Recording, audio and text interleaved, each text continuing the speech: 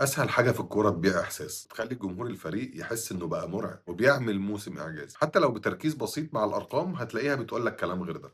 طول الموسم الاعلام المصري الرياضي بيبيع روايه واحده لجمهور الكوره: الزمالك رجع، الزمالك بيعمل موسم اعجازي، الزمالك عنده مشاكل مرعبه ومع ذلك بيحقق اللي ما حققوش قبل كده. لكن السؤال الحقيقي: هل الزمالك عمل قفزه ما عملهاش قبل كده، ولا اللي حصل ان منافسين الزمالك هم اللي فرطوا في الصداره؟ خلينا نركن الانتماءات على جنب ووجهات النظر على جنب تاني ونسيب الارقام هي اللي تتكلم. الموسم اللي فات الاهلي حقق 58 نقطه وبيراميدز 56 والزمالك حقق 47 بونت. الموسم اللي احنا فيه ده الزمالك حقق 53 بونت وبيراميدز حقق 51 والاهلي حقق 50 بونت ولسه فاضل جوله. ركز بقى في الارقام دي كويس: الزمالك زاد كام نقطه؟ 6 بس، مش تحول خارق، 6 نقط بس، ما عملش انجاز يعني.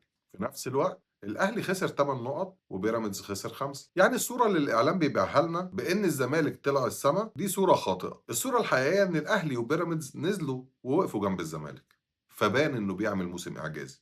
لان الاعلام مش بيقارن مستوى حقيقي، او على الاقل الاعلام المصري يعني. الاعلام بيبيع احساس وشعور طالما هيجيب مشاهدات. طالما الزمالك قريب من الصداره يبقى نبيع انه بقى فريق مرعب، لكن الحقيقه وجودك قريب من القمه احيانا ما بيكونش لانك الاقوى، احيانا بيكون قربك من القمه لان القمه نفسها نزلت. ودي النقطه اللي الكل مش عايز يقولها. يعني لو الاهلي وبيراميدز حافظوا على ارقام الموسم اللي فات كان الكلام هيبقى ان الزمالك عمل نفس الاداء اللي عمله السنه اللي فاتت واللي قبلها واللي قبلها، ووجوده في المركز الثاني. هنا بقى بيجي السؤال: ليه الاعلام بيحاول يضخم صوره نجاح الزمالك؟ لان الاعلام الرياضي في مصر للاسف نادرا ما بيحلل بجد، هو بيبيع رواية لازم يبقى فيها بطل جبار وفيها عودة للانتصار وفيها قصة جامدة جدا تحرك مشاعر وعواطف الجماهير. انا مش بقلل من اي تطور حاصل لنادي الزمالك، انا بحاول بس اخلي الناس تشوف الصورة الحقيقية. لكن الفرق الكبير جدا بين تحسن طبيعي وبين صناعة وهم بانك بقيت قوة جبارة. المشكلة ان الجمهور بيصدق الكلام ده وبيعتبرها حقيقة وبيبدأ يتعامل على اساسها. بيشوف ترتيب انه الاول فبيتخيل انه سيطر وهيمن على الكرة المصرية، بيشوف ضجة الاعلام فبيتخيل انه بقى بعيد وان في فجوة كبيرة بينه وبين اللي وراه. لكن الارقام بمنتهى الهدوء